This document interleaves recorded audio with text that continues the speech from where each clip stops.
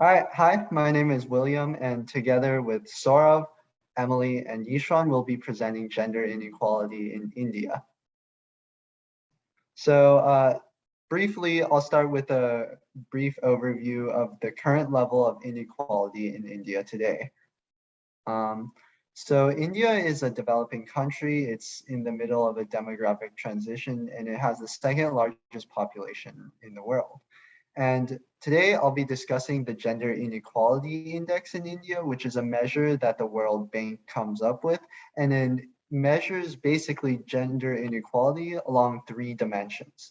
First is reproductive rights, second is like women in the labor market, and third is socio-political empowerment. And of these three measures, the one where India falls the most short on is and brings it down brings the index up the most is probably the low female participation in the labor market. So the value itself is actually 0.488, and this is on a scale of 0 to 1, with 0 being full equality and 1 being full inequality, so you want a lower number.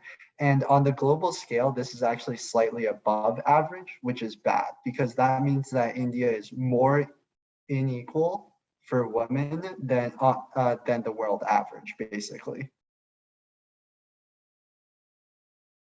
Now I'll be talking about the first barrier to gender equality in India, and this would be control over fertility. And on the surface, access to birth control and contraceptive services is supposed to be good because it's been legal since 1971, and this is actually fairly good for a developing country. It's comparable to the United States, which is not the best, but it's decent.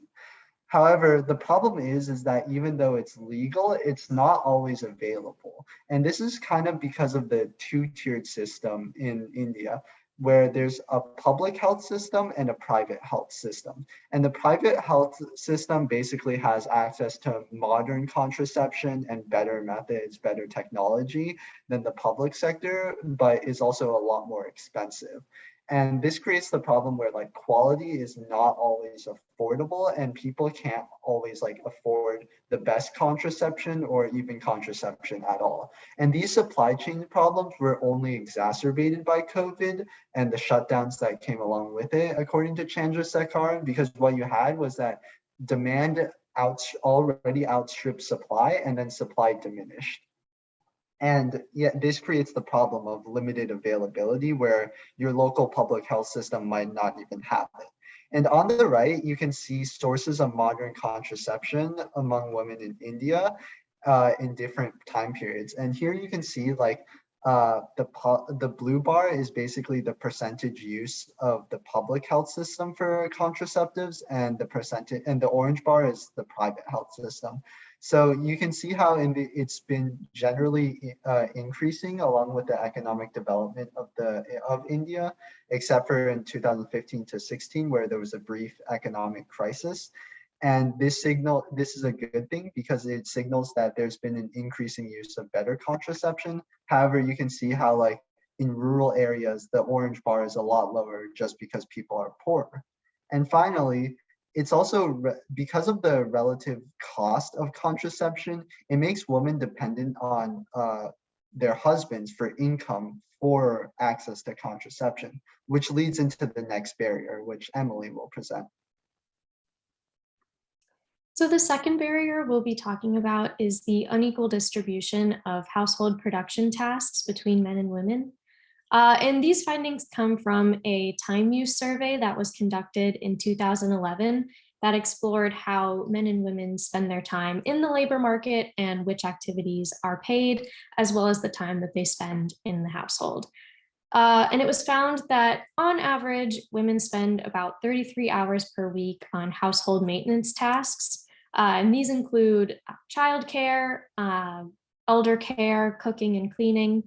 And on the other hand, men only spend about 3 hours on these tasks. And really at the root of this unequal share of tasks is the gender norms that persist within Indian society about the role of men and women. And so when these household tasks fall mainly to women, it leaves them less time to participate in paid labor, but also because they're unable to spend their time in other ways in the paid labor market, they're missing out on these opportunities to work on their human capital and improve their skill set. And so if women choose to enter the labor force later, after spending time with just focusing on household tasks, their skill set is not equal to men's, and therefore they might not have equal work opportunities available to them. And finally, another key reason why this is a big economic barrier to women is that the unpaid nature of these household tasks keeps women in a lower status in the eyes of society, because these household tasks don't necessarily bring in any financial assets to the family. They're viewed as lower valued. And so now we'll talk about the third barrier. Thank you. And the third point is education. In fact, India has a lot of success in providing education for women to promote gender equality, but still faces many obstacles. On the one hand, more and more women are attending college. As shown in the pie chart, more women than men graduated from college in 2019.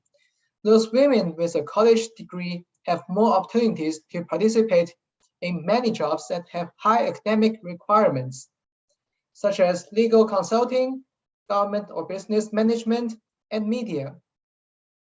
While providing high salaries, these jobs also have a high social status, which increases the importance of women in the society. This can improve women's voice and promote gender equality in India. On the other hand, there are still significantly more women than men who do not receive the most basic education. This phenomenon is especially serious in rural areas, where the literacy gap between male and female is about 20%.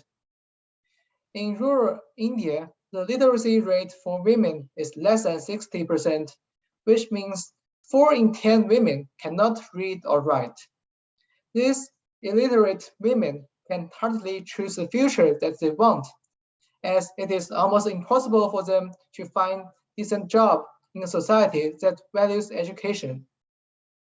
Many of them are forced to spend their lives working in agriculture or being housewives. As a result, they have neither ideologically equality because they have fewer opportunity in education than men, nor economic equality because the jobs that they are doing cannot bring them enough incomes. In conclusion, the barriers are accessing to birth control, the unequal distribution of household production, and education inequality. How should India solve these problems?